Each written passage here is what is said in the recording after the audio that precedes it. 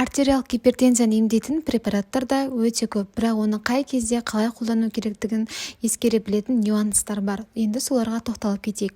Ең біріншіден каптоприл препараты көп жағдайда қолданылатын, қан қысымы жоғарылап кеткен кезде резко соны түсіру мақсатында қолданады, яғни тек қана шұғыл жағдайда. Бірақ оны күнде ішуге болмайды. Екінші қағида ол бізде сартандар мен АПФ ингибиторларын бірге тағайындауға болмайды. Себебі сартан дегеніміз бізде ангиотензин рецепторының блокаторы, ал АПФ деген ол ангиотензин 1-ді ангиотензин 2-ге айналдыратын ферментті блоктап отырады. Яғни екеуі де ангиотензинге әсер етеді. Бұл яғни раш жүйесінде арқылы жүзеге асады. Бұл раш жүйесі жалпы бүйректе жұмыс жасайды. Сондықтан да егер екеуінде бірдей тағайындайтын болсақ, гиперкалемияға, бүйрек жеткіліксіздігіне алып келеді. Енді сартандарға нелер жатады? Мысалға валсартан, лазартан деген сияқты, жалпы сартан деген жалғаудың барлығы бізде сартан деген топқа жатады. Ал лизинаприл, эналаприл деген соңында прил деген жалғаудың барлығы бізде АПФ ингибиторлары. Осы айтылған препараттарды жалпы біз бір күнде екеуін тағайындауға болмайды. Ең маңызды үшінші қағида ол бізде бета-адреналин блокаторларды бронх демікпесі және бронхиальный астмасы бар науқастарға тағайындауға болмайды. Сондықтан да анамнез жинаған кезде міндетті түрде қандай да бір қосымша ауруларыңыз бар ма деген сияқты сұрақты қою өте маңызды. Яғни ол білмеуі мүмкін. Сол кезде біз нақтылап тағы да ешқандай тыныс ауруларында проблемаларыңыз, жалпы астмаңыз жоқ па деп сұрауымыз керек.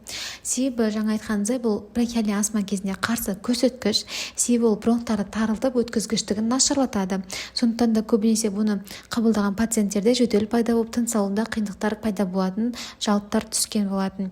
Енді артериялық гипертензиясы бар, жалпы жүрек жеткіліксіздігі кезінде жаңа айтқандай міндетті түрде анамнез жинап науқастың ешқандай бронхиальный астмасы жоқ екендігіне біз көз жеткізіп алуымыз керек. Төртіншіден біз осы жалпы бета-адреналин блокаторлар тағайындаған кезде оның селективті және де селективті емес түрі бар екенін білеміз. Енді бұл селективті деген тек қана жүрекке бета-1-ге әсер етеді деп айтамыз, ал селективті емес деген бета-1-ге де бета-2-ге де әсер етеді, яғни бронхқа да әсер етеді. Соны біз біле тұра, біз бета-адреналин блокаторларды именно селективті түрін тағайындаймыз негізінде пациенттерге. Бірақ оның сәлде болсын, селективті деп айтылғанымен, оның кішкене де болсын әсері бета-2 рецепторға, яғни бронхтарға әсер етіп кететін болғандықтан біз мүлдем бронх демікпесі бар, яғни бронхиальный астмасы бар адамға бета-адреналин блокаторлары тағайындамауымыз керек. Бесінші қағида ол бізде аспирин немесе ацетилсалицил қышқылына байланысты. Көпшілігі білмейді, бұл аспиринді 18 жасқа дейінгі балаларға беруге мүлдем болмайды. Жалпы аспирин туралы айтатын болса, ол бізде қан сұйылтатын антиагреганттық қасиеті бар және де қабынуға қарсы әсер етеді. Бұны біз балаларға беретін болсақ, синдром Рея дамытып жібереді. Бұл синдром Рея дегеніміз тез дамитын, адамның өміріне қауіп төндіретін жедел энцефалопатия, яғни бас миының зақымдануымен, бауырдың зақымдануымен көрініс беретін вирустық аурулардың фонында осы аспириннің қабылдау салдарынан дамитын қауіпті ауру.